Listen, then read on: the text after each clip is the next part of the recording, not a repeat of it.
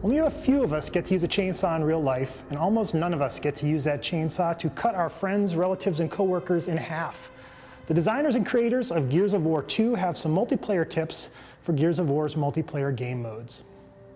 Gears of War 2 has a lot of different game types. Absolutely. What are some of your favorite game types, Cliff? I like submission. Whenever we design game types for Gears and the Gears universe, we always kind of put our own twist on it. Wingman was that, and submission is kind of our take on a capture the flag mode, whereas it's one flag, but the flag is an actual person. It's a stranded character, and you have to knock them down, you have to take them as a hostage and take them to a predefined location, hold the spot for a few seconds, and then score. And it gets quite hectic in the round, and it's actually highly amusing when the stranded cursing at you takes you out with a shotgun. It's a lot of fun. In the other game types, it's a little bit of a spin on what we had in Gears of War 1. It's called Guardian. Can you explain that a little bit? Yeah, so in Gears 1 we had Assassination, in which the goal was just kill the leader, right? And okay, that was fine, that was what it was. But we wanted to kind of really make it a little bit more dynamic this time around. So basically when your leader is alive, he essentially acts as a respawner. So you can die, you come back 15 seconds later, the match just keeps going. Once the leader's gone, no more respawns. You're dead, you're out, that's it. And what happens ultimately is players wind up holding their leader up in different little houses in the levels, planting shields and grenades in order to kind of like create traps and kind of prevent everybody from getting to him. And once he's out, it's kind of a mad panic. But keep in mind, if your leader's killed and your guys can no longer respawn, you still have a chance at winning. So don't give up and never surrender. So Annex is about capturing a circle that moves as you drain it. One thing that people don't always know is that you don't need to stay in the circle once you've captured it. So once you capture an Annex circle, you can go out and defend it. But one of the things you should do is take a grenade, whether it be smoke, poison, or frag, and plant it in the dead center of the circle. So when you leave and somebody comes to break the circle, they either blow up, get blown back, or poison to death. King of the Hill is about a stationary ring where it stays the same thing for the entire round. And so one of the things that people aren't aware about that is we made some changes. One is that as long as you hold the ring now, you don't respawn. So you're going to slowly, your team's going to die out. But the thing is that you have to stay in the ring to defend it. But the other thing people don't know is that unlike Annex, you can break someone else's capture as soon as you cross the line. So you don't have to drain it down. So my tip for that is, like, if somebody's close to winning, feel free to roadie run in and just get in there to break it, even if it's a suicide mission, because that'll slow them down because they have to recapture it, and by that time your team will catch up. The fastest way to make somebody drop a flag is a smoke grenade. So if somebody's in their circle and you hear the gong, gong, gong about their score, launch every smoke grenade you have at that circle to try to get them to drop it. Warzone is, our version of team deathmatch, and so I'd underscore the word team. The way to stay alive in team deathmatch is to stay together, because once you're dead, you're out. So you want to be near somebody who can revive you and get you back into the game.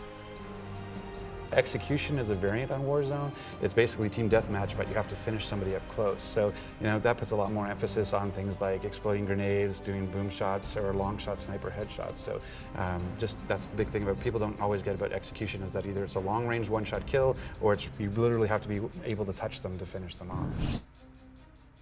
You gotta be careful is that the spawns alternate. So as soon as you spawn, your leader shouldn't take protective cover in your spawn, because sure enough, as soon as you kill some of the enemy, they're gonna spawn behind your leader and finish him. So find a place to hide your leader somewhere near the middle of the map, and then put all kinds of mines and grenades around him to protect him.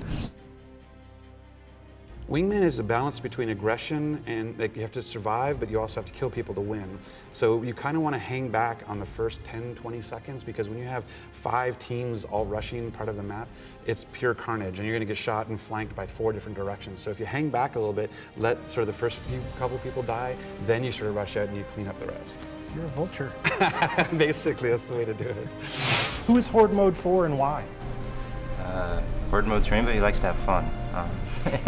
With 4 other people, actually. One of the big things about Horde is that on Wave 7, the Maulers show up, and the Maulers are the guys who brings the shield. So it's not till like Wave 7 that you start getting shields.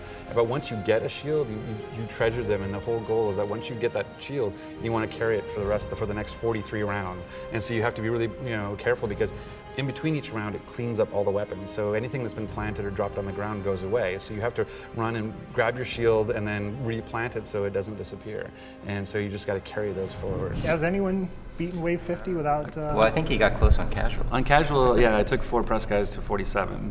And then one of the guys, and you know who you are, wanted the mortar for no reason, because we were indoors, and he got killed, and that was a weakness in our thing. And so we all died at 47.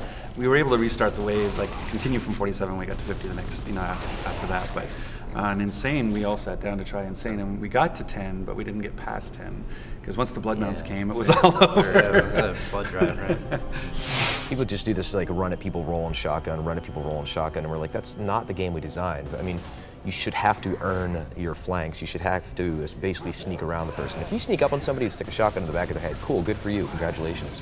But we've added this idea of stopping power, that bullets will physically stop you. So 3 or 4 Lancer bullets into a person and they will physically just not move anywhere, and they will have to evade out of the way and find another way to close the gap on their enemy, because it's, you know, it's a cover shooter. It's not a rolling shotgun shooter.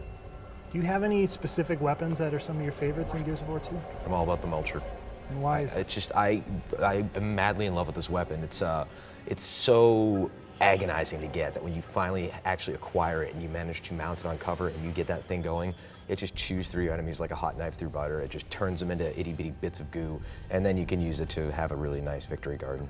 You can basically like have a shot of the Mulcher in a doorway and nobody's going to be able to even pop their head out. Like 1 second of that gun and they're just gone.